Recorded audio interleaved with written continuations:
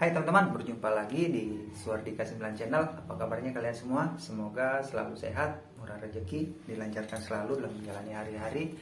Semoga cita-cita terindahnya bisa tercapai dan jangan lupa untuk selalu bahagia. Baiklah teman-teman, di kesempatan kali ini saya akan berbagi video kembali, di mana video yang saya akan bagikan masih seputaran tentang pijat titik refleksi ya teman-teman, di mana saya akan berbagi penjelasan di sini berdasarkan buku panduan yang saya miliki. Jadi sebelum lanjut ke pembahasannya, mohon dibantu untuk like, komen, dan subscribe terlebih dahulu agar saya semakin semangat untuk berbagi hal positif melalui channel yang saya miliki. Baiklah teman-teman, jadi pijat refleksi sudah digunakan dari masa yang cukup lama ya teman-teman oleh orang-orang Tempo dulu atau orang-orang zaman dahulu yang sudah mengetahui titik refleksi tersebut, dan terkenalnya itu pijat titik refleksi terkenal di Tiongkok atau Cina ya teman-teman. Jadi di sini saya akan membacakan penjelasan letak daerah refleksi. Jadi letak daerah refleksi untuk kepala selalu menyilang, umpamanya bila sakit mata kiri memijatnya di kaki kanan. Jadi posisi organ yang di bagian atas selalu berposisi menyilang dengan posisi titik refleksi yang berada di kaki atau tangannya teman-teman. Jadi apabila kita sakit kepala sebelah kanan berarti memijatnya di kaki sebelah kiri, dan apabila sakit kepala sebelah kiri dia memijatnya di kaki sebelah kanan atau tangan sebelah kanan. Sementara apabila sakitnya berada di bawah kepala, posisinya berada di bawah kepala, berarti itu letaknya sejajar. Jadi kiri untuk organ sebelah kiri dan kaki kanan untuk organ sebelah kanan.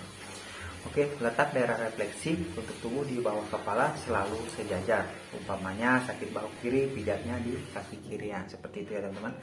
Ada bagian daerah refleksi tidak cukup bilang melihat gambar saja, perlu penjelasan lebih lanjut agar tahu persis di mana letaknya.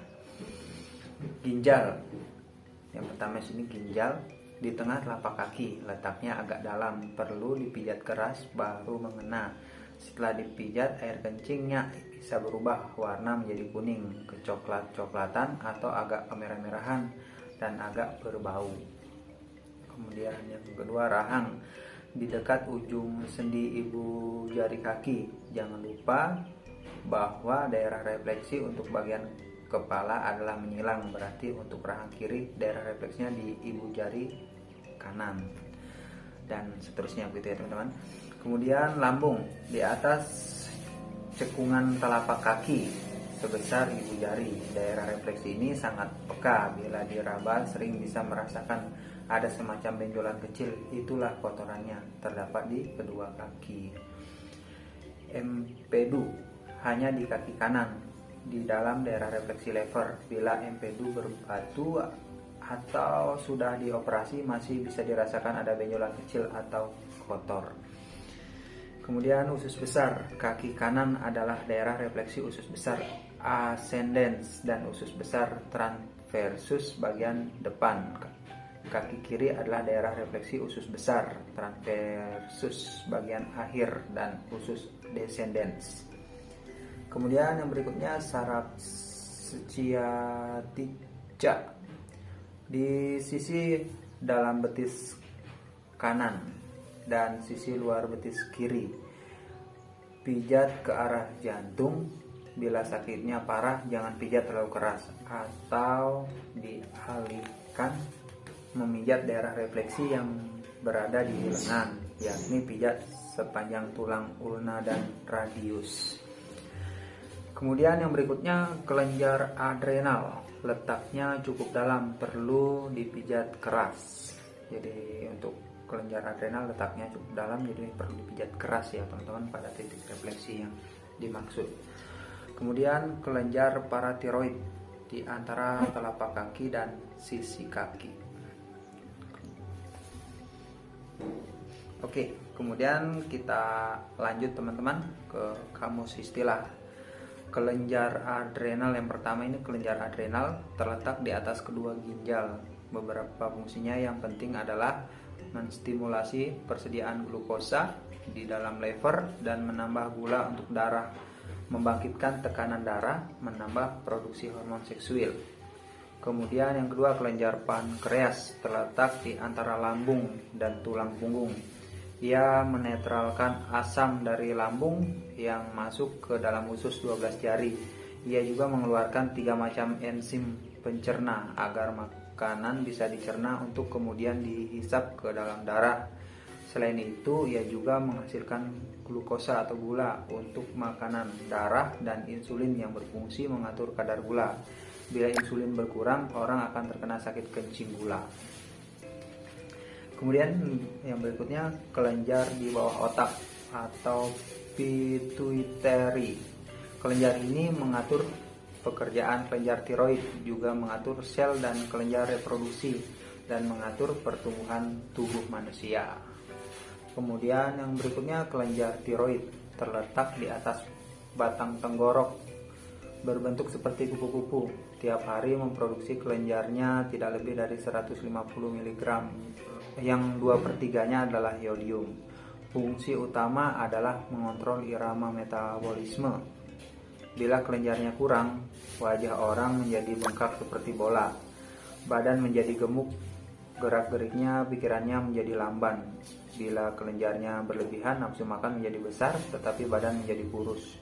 Bola mata melotot, sarafnya tegang atau gelisah. Bila kekurangan iodium, kelenjarnya membengkak, dan inilah yang disebut sakit gondok.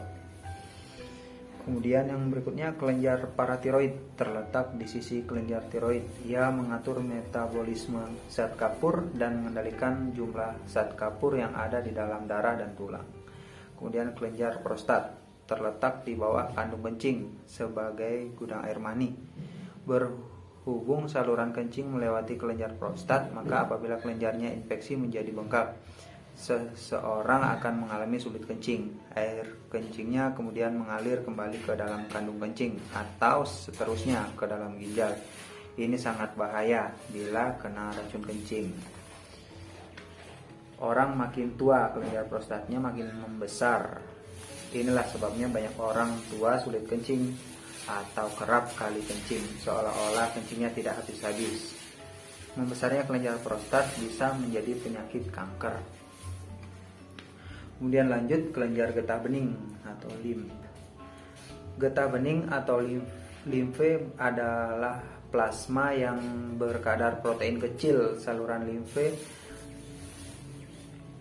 erat hubungannya dengan sistem sirkulasi darah. Sepanjang sirkulasi terdapat banyak kelenjar-kelenjar limfe. Fungsi utamanya adalah memberi makanan pada sel-sel darah dan menerima kotoran-kotoran darah. Ia juga bisa mengeluarkan zat antibiotik untuk melawan infeksi.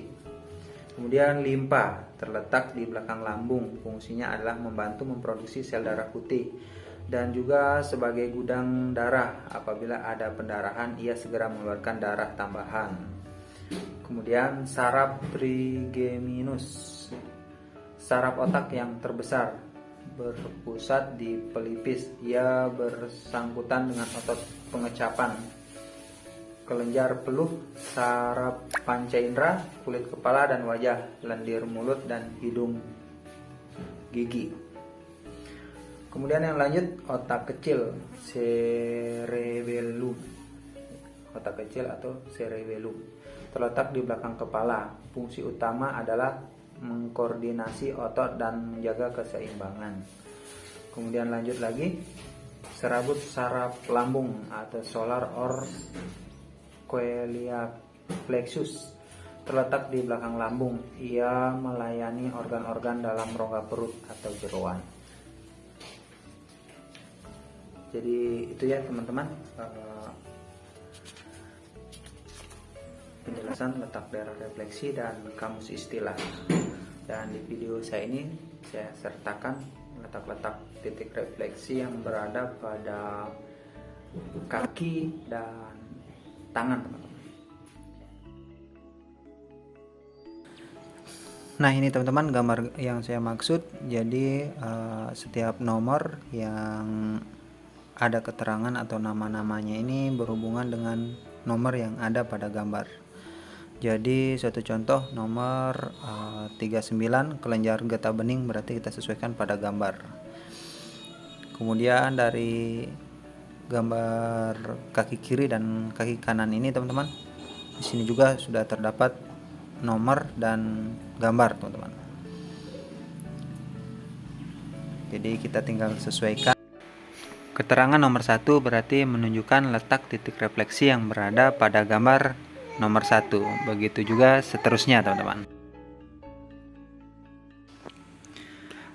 Nah, pada gambar di bagian sisi kiri ini menunjukkan letak persendian yang sejajar antara lengan tangan dan kaki teman-teman. Kemudian gambar yang berada di bagian kanan ini menunjukkan letak-letak titik refleksi yang berada di area tangan teman-teman. Nah, mungkin demikian teman-teman. Video yang saya bagikan ini bermanfaat untuk teman-teman sekalian dan bisa mungkin membantu bagi orang-orang yang membutuhkan ya teman-teman.